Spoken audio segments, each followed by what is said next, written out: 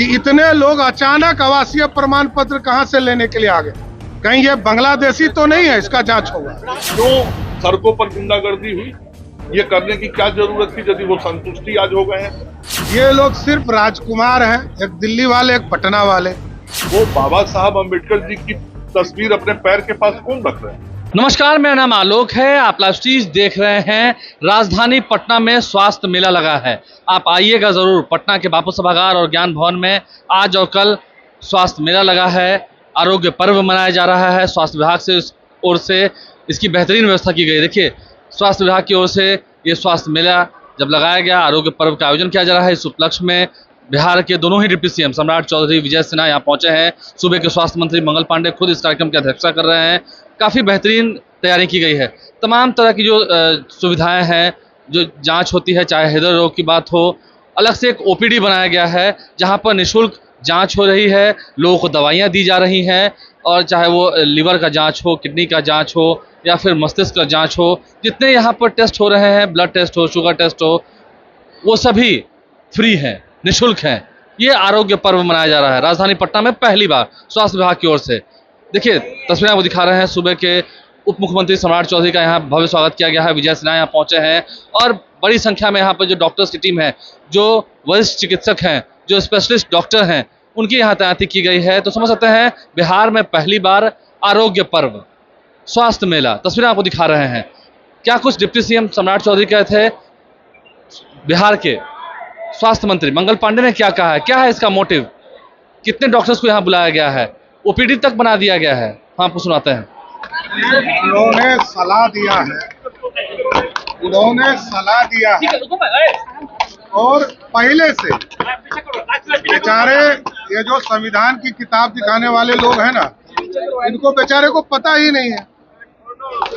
निर्वाचन आयोग ने जो फॉर्म दिया है उसमें पहले से आधार कार्ड मांगा जा रहा है, आधार नंबर मांगा जा रहा है, जन्म तिथि मांगा जा रहा है, मोबाइल नंबर मांगा जा रहा है, पिताजी, माताजी और पत्नी जी का सबका ईपिक नंबर मांगा जा रहा है। इसलिए कोई नई बात है ही नहीं।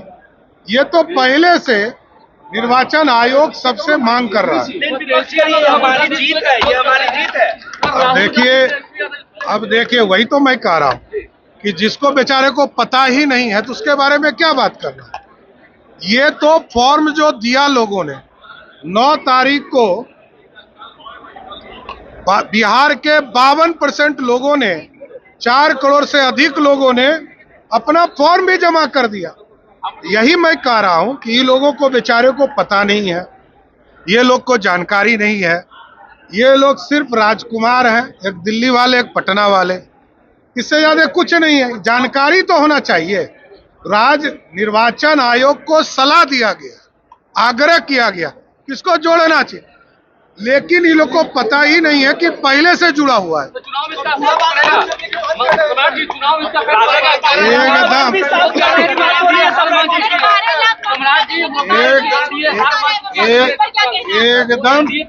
एकदम आप समझिए, आधार कार्ड पूर्णिया के इलाके में और किशनगंज में आपको मैंने बताया कि जहां आवासीय प्रमाण पत्र पिछले 8 दिनों में 10 गुना अधिक बढ़ा है। इसका जांच सरकार भी कर रही है और निर्वाचन आयोग भी जांच कर रही है कि इतने लोग अचानक आवासीय प्रमाण पत्र कहां से लेने के लिए आ गए। कहीं ये बांग्लादेशी तो नहीं है? इसका जांच होगा। ये पहली बार हुआ बिहार में पहली बार स्वास्थ्य मेला का आयोजन किया गया। मेला का अर्थ है कि यहाँ पे स्वास्थ्य से जुड़े हुए सभी कार्य होंगे और मेला का जो कॉन्सेप्ट होता है जिसमें आम जन भाग लेते हैं, सभी तरह की गतिविधियां होती हैं, वो सब इसमें आपको दिखाई पड़ रहा होगा।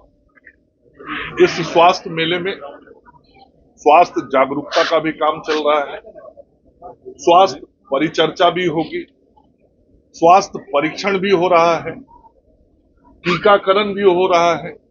विशेष तौर पे बच्चियों के लिए एचपीवी टीकाकरण का भी कार्यक्रम अलग से चलाया जा रहा है। मेले में मनोरंजन का भी महत्व होता है, मनोरंजन के भी कार्यक्रम साथ में चल रहे हैं। तो पूर्ण तरीके से मानसिक रूप से एक अच्छे माहौल में हम सब लोग स्वास्थ्य के प्रति जागरूक हों, अपनी स्वास्थ्य का जांच कराएं और जांच के लिए अत्याधुनिक सुविधाओं की व्यवस्था यहाँ की गई है। यहाँ विभिन्न प्रकार के उपकरण लगाए गए हैं और उन उपकरणों के माध्यम से यहाँ पे लोगों को स्वास्थ्य सुविधाएं दी जा रही हैं, चाहे वो एक्सरे हो, अल्ट्रासाउंड हो, ईसीजी हो, डायलिसिस हो, ईएनटी में भी जो आंख के सारे जांच किए जा रहे हैं वो अत्याधुनिक उपकरण भी यहाँ लगाए गए हैं। और जो चिकित्सक भी हैं वो वरीय चिकित्सक जो हमारे स्वास्थ्य सेवा क्षेत्र के हैं उन लोगों को आमंत्रित किया गया है। कई मेडिकल कॉलेज के विभागाध्यक्ष स्वयं आके मरीजों का इलाज कर रहे हैं। तो एक हाईटेक स्वास्थ्य सुविधाएं भी यहाँ पे और साथ ही मेला और मनोरंजन का भी ध्यान रखा गया है। चूंकि बड़ी संख्या में लोग इसके अंदर स्वास्थ्य मेला में शामिल हुए तो यदि पंक्तिबद्ध होने में उनको समय लगता है, क्यू में टाइम लगता है, तो उनके लिए मनोरंजन भी दिन भर होता रहे। तो जो बापू सभागार है वहां पे गीत संगीत अन्य मनोरंजन के व्यवस्था भी है ताकि कुछ समय भी उनका अच्छे माहौल में कटे। इसके अतिरिक्त कैंसर स्क्रीनिंग पर विशेष फोकस किया गया है। तो कैंसर के स्क्रीनिंग जो अलग अलग ऑर्गन्स में होते हैं वो जांच हो रहा है। इसके साथ ही आज एक कैंसर स्क्रीनिंग वैन का भी लोकार्पण किया गया है। यहाँ ब्लड डोनेशन की भी व्यवस्था की गई है। जो ब्लड डोनर है वो आके ब्लड डोनेट भी कर सकते हैं।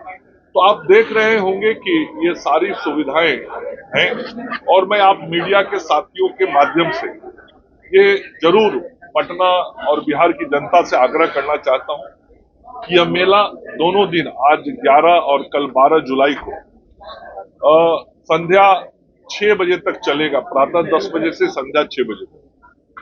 तो आप सब लोग आए, स्वास्थ्य विभाग आपका स्वागत अभिनंदन करता है और हमारा मकसद है स्वस्थ बिहार, समृद्ध बिहार। तो इस बिहार को समृद्ध बनाने के लिए सभी राज्यवासियों की भागीदारी बहुत जरूरी है, सहभागिता जरूरी है। इसलिए मैं लोगों को अपील और आग्रह करता हूं। तो यदि ऐसा उनको आज लग रहा है तो क्यों बिहार में अराजक स्थिति लोगों ने 9 तारीख को बनाया, इसका जवाब दे दो।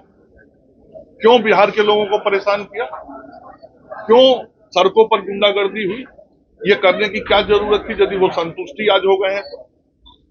लेकिन उनका मकसद ये नहीं है। मकसद है बाबा साहब भीमराव अंबेडकर जी का अपमान करना, उनके द्वारा बनाए हुए संविधान को चुनौती देना और संविधान से बने हुए संवैधानिक संस्थाओं का अनादर करना। वो एनडीए का नाम ले रहे हैं कि एनडीए चुनाव आयोग के साथ मिलकर हमारे नाम करवाना चाहते हैं। मैं बताया ना, मैं तो बता रहा हूँ, वो बाबा साहब अंबेडकर जी की तस्वीर अपने पैर के पास कौन रख रहे हैं, ये दुनिया देख रही है ना।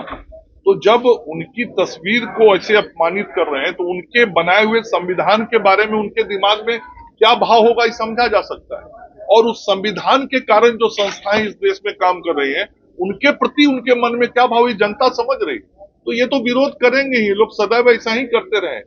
जनता ही मालिक होती है लोकतंत्र में और जनता देख रही है कि सत्य क्या है, असत्य क्या है और सदैव सत्य की जीत होती है। तो चाहे एसआईआर को लेकर हो, स्पेशल इंटेंसिव रिवीजन को लेकर के हो, या फिर बिहार की स्वास्थ्य व्यवस्था जो सुदृढ़ हो रही है उसकी एक झलक दिखाई गई हो, वो तस्वीर हम तक पहुंचाई है। मंत्रियों ने क्या कहा है वो हमने आपको सुनवाया है। हमारे चैनल को सब्सक्राइब कर लें, साथ साथ फेसबुक पेज भी लाइक करें। धन्यवाद।